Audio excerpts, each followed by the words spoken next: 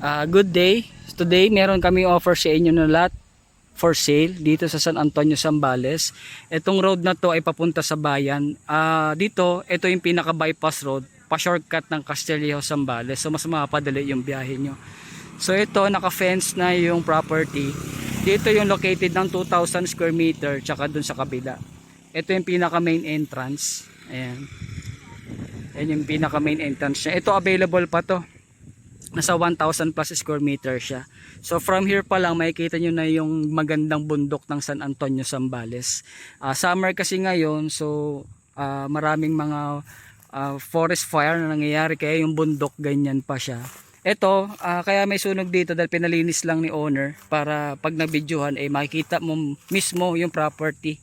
Ayan, so yan yung property, nakadikit siya dito sa may access road sa highway, Govic Highway. Pababa lang siya konti na slope. So dito naman meron naman siya access road. So sa bundok na yan, nandyan yung pinakasikat dito na mga cove, Anawangin Cove, Talisayen, Nagsasa, ayan, tsaka yung Capones Island dyan din.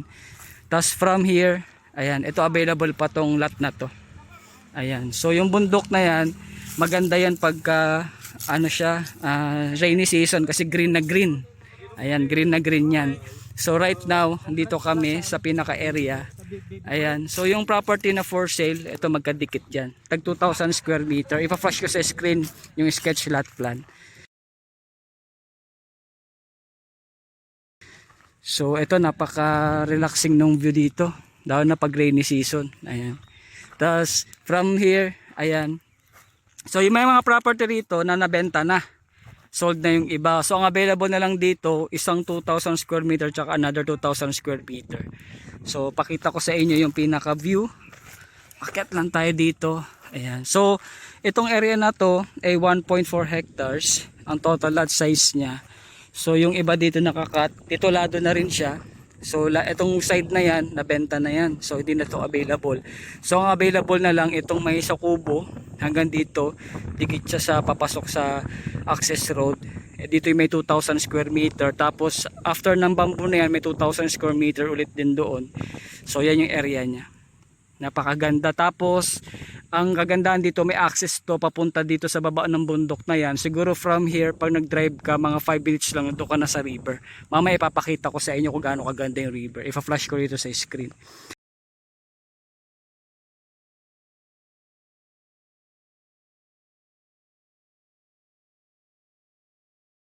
So ito yung surrounding dito. And kung interested kayo dito, pwedeng cash, pwede ring installment. So pag-uusapan nyo ni owner kung ano yung preferred nyo na payment terms, willing sila mag-offer kayo. So titulado rin na yan, separate title na yung tag 2,000 square meter. So available din sila sa cut. For example, gusto nyo kumuha ng 1,000 square meter dito, pag-uusapan nyo lang ni owner kung paano nyo pag-uusapan regarding dun sa pagta-transfer. Kasi kailangan pa na approve lot plan yun. So ito yung pinaka area nya. Ayan, dito mapuno dito, yung tabi ng gate. Dito sobrang lilim dito, mapuno yan. Tapos makikita nyo dyan na yung pinaka highway nya. Ito naman sa kabila, walang ganong puno, flat lang. So perfect to for Airbnb or vacation house kung gusto nyo. Pwede rin farming, ayan, kasi mataba naman yung lupa dito. So yun lamang, kung interesado kayo, message lang kayo sa akin. Salamat. Dito, ito yung lot pa na available. Tabing highway din siya. Ayan. So yung shape dito, ipa-flash ko rin sa screen. So ito, pababa din siya. Ang ano lang dito, pag tag-ulan may dumadaan na river dyan. Hindi naman river, sapa. Ngayon wala, tuyo siya kasi summer.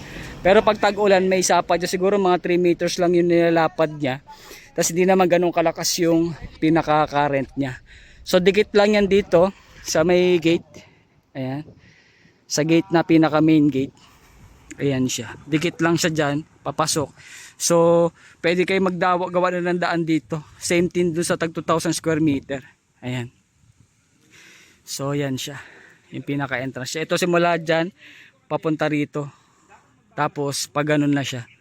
Yan yung bakod, may kita nyo. Umislant na siyang ganun. So hanggang dito lang yung dikit niya. Sa highway siguro mga 6 meters siya. So yun lamang.